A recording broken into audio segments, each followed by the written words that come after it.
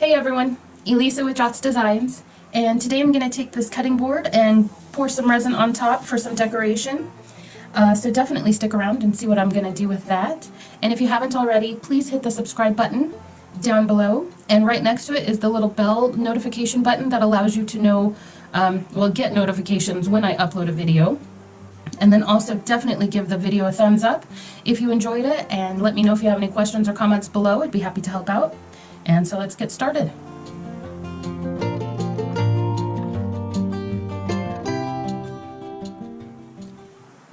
Okay, so the first thing I'm going to do, I have this little, it's called Super Nail Professional. It's just a little battery-powered Dremel, really, that people use for their fingernails. But it comes in really handy for something just quick, easy. You don't have to have anything plugged in or anything. But what I want to first do is just clean up this hole a little bit. It came with a leather strap in it, but that'll obviously get ruined with the resin, so I took that out. So I'm just going to clean this up just a little bit, makes it easier for the resin to flow.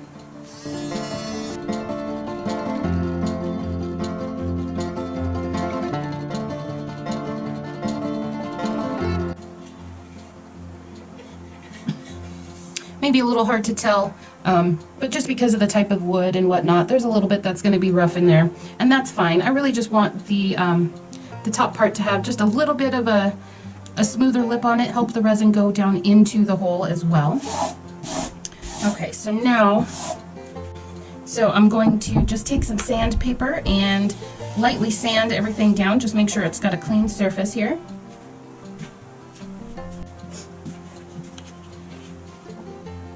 Just going to use some 150 grit, keep it kind of light, I don't need anything heavy, it's already pretty smooth, I just want to make sure that any oils and whatnot are off.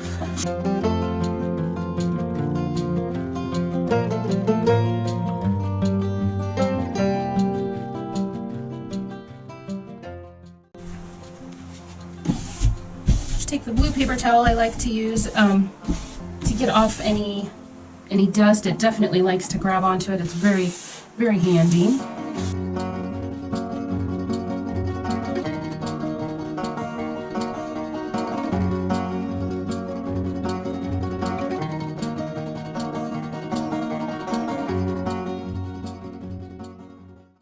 So I've just got some wide painter's tape, and I like using the wide ones just because it gives you a little bit more coverage, a little less seepage. So I just really just going to start with a big piece that overhangs everything, and then that way I can do some trimming and get it more exact, and I don't have to worry about it being exact to start off with. Just want to make sure it's nice and flat, and I will definitely go over the edges here in a little bit again, and the best way to make sure that it's down is pressure and a little bit of heat. So you can definitely get that little bit of heat from just rubbing your fingers over it, or even using a little bit of like a hair dryer just to warm it up a little bit and then press it down. It really makes the adhesive on the back of the tape do its job and stick as it should. And then you just want to make sure you always overlap everything so that way you don't have any seepage.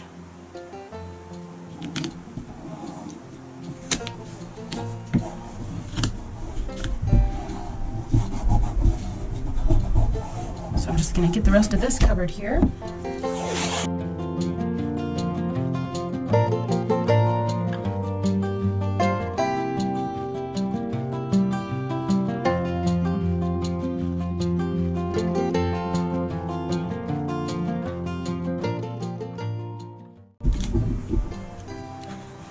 Okay, normally I don't always cover the back, but I'm not quite sure what I'm going to do with the resin just yet. If it's just going to be along the top part, or if it's going to be along one of the sides. I haven't really decided just yet. So I just wanted to cover the whole entire back just to get my bases covered, then I don't have to worry about it or be kind of forced to only pour on one side. So I'm going to take a little bit of hair dryer, or I'm going to take the hair dryer here and just warm up the edges, make sure everything is good and pressed down, and then I'm going to go ahead and trim.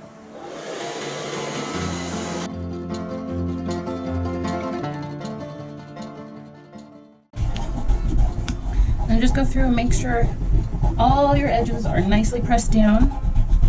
It'll help avoid any seepage and less possible sanding at the end.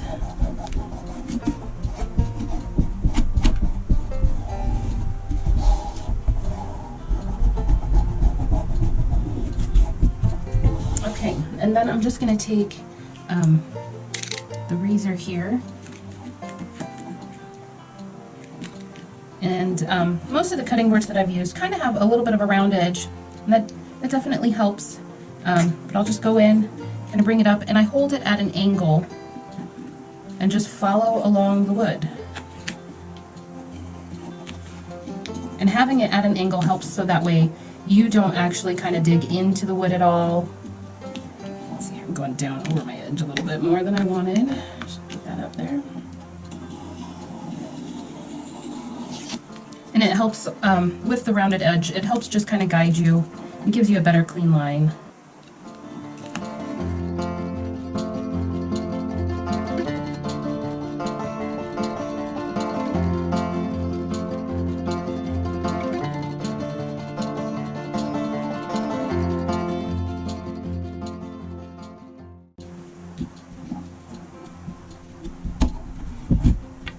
So that is good and taped off. Let me get some, get a stand here to put this on, and actually, I have one of these plastic tubs. I believe I just got it at the dollar store. Comes in really handy, and then resin also doesn't stick to it. So I can just put this on there.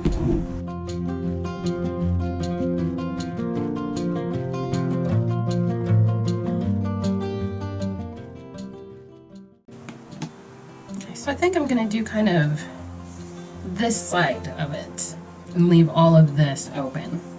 I think I'm going to start with a white base, just a very thin one.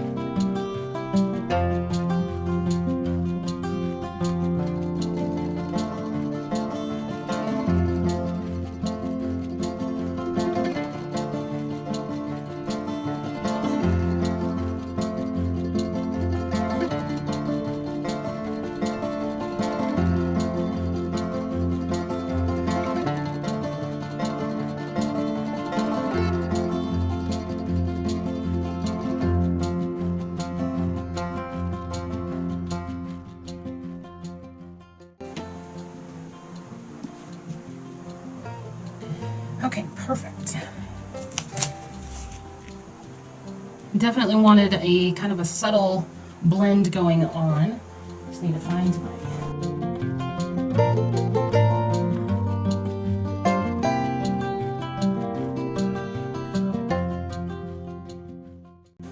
Okay, so I'm gonna let this cure and then clean up the back and definitely put on a top layer just to make it heat resistant and a little bit more food safe. Definitely not something you want to eat off of, but okay for, you know, cheese and whatnot to touch just for a short period of time while you're having a party or something. Just clean up some of these sides here, let it drip off naturally, but just want to make sure everything is good and covered.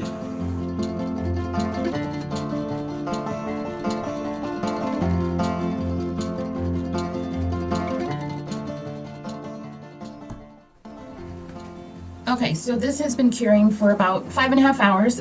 It is still, yeah, it's still tacky. I don't want to touch it with my fingers and get fingerprints on it.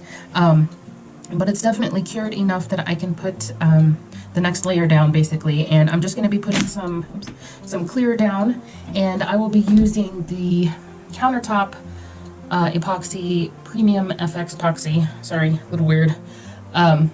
But this is heat resistant up to 500 degrees, so someone can use this to put a hot plate down if needed. It won't damage the resin itself.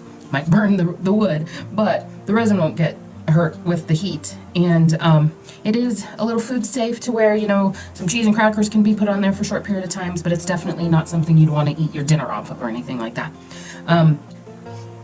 Alright, so I'm just gonna really get just a very thin layer down. I made only just about an ounce and a half of resin. I just want to get a top layer on here, because if you have pigments in your resin, that's when it definitely is not food safe any longer. And then it can also kind of affect the heat resistant properties as well.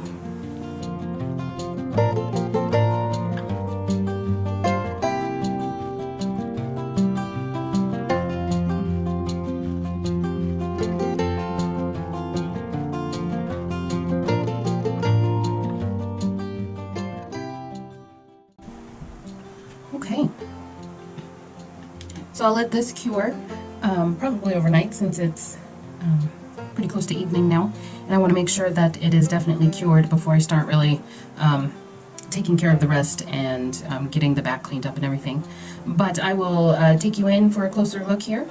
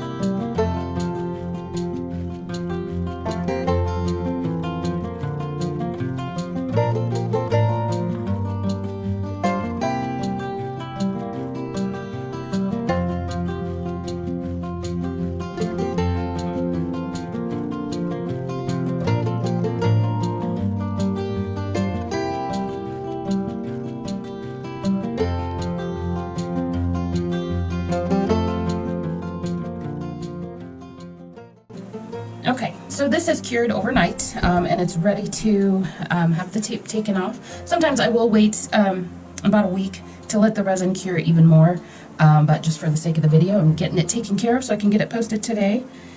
So I will just take my heat gun and warm up the drips and soften them up, so that way when I take the tape off, they're easy to remove. And just always remember, you want to pull the tape off kind of parallel to the edge, and that way it'll give you a nice clean line. So I'm going to go ahead and take this off.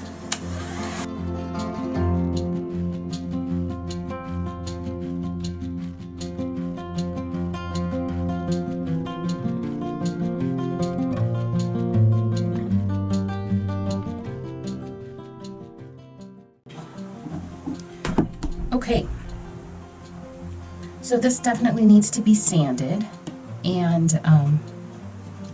since it's still since I just poured it yesterday, the resin itself is pretty malleable when it gets hot. So I'm just going to actually clean off some of these extra little bumps with the knife, and then it'll be easier to just sand down the sharper edge.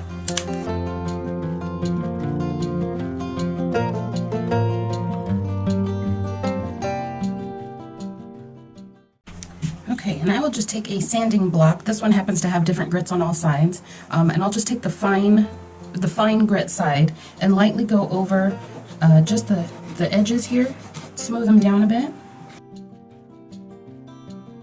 And you can see I have just a little bit of seepage in some spots. It's actually not too bad. With this, I'm not too worried about it. If it was a lot more, I'd probably take my palm sander and just sand the whole entire thing down and get any of that extra seepage off. But with this, I just need to make sure the edges are not sharp.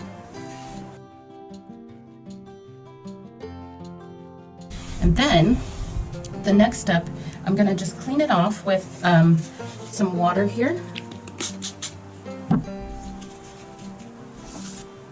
Just to make sure there's no extra dust or anything like that on the surface.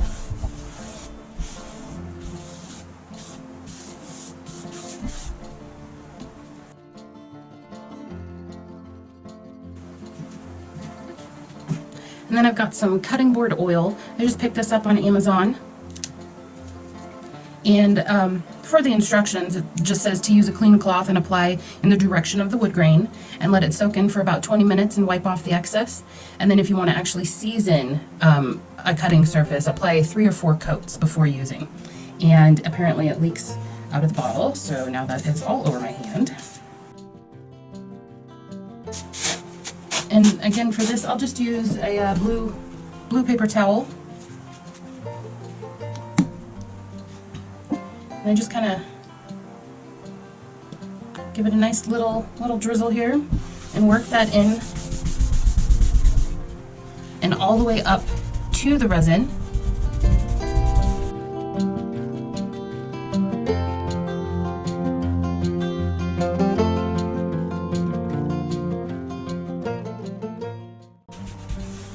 Okay, so I will most likely give this front side another coat in about 20-30 minutes, and then I will also coat the back side.